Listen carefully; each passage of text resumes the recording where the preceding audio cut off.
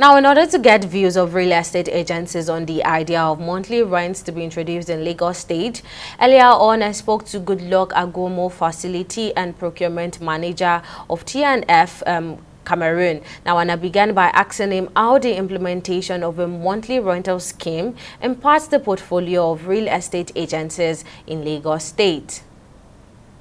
But with this policy coming up, it will serve both good and there could be some challenges. So number one is it would enable people come into the real estate market more. When I mean people, looking at the buyers, those coming to the estate to either buy a piece of land or also or probably get houses or get one or two properties or that. So it would encourage more people to participate in the real estate world. So there'll be more markets, there'll be more business, there'll also be more investors coming into. So the cliche or that restriction would help. That restriction would be broken down more with this policy in place. So that's one major thing. One major area the government is looking at it, and aside that, it would also afford these estate owners, or I actually said it's large market share and ability to have more partners coming on board with into their setup organization.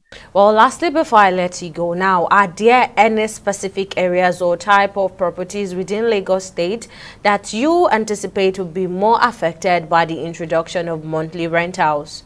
Yes, Lagos, as we all know, is a metropolitan state. You have a high number of people living in Lagos State, have millions. I think the last count was over 20 million or so.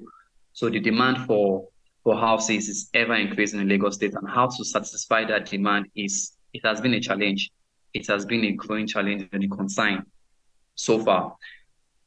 Now, what would happen is if we're looking at the challenge it's going to pose, it will put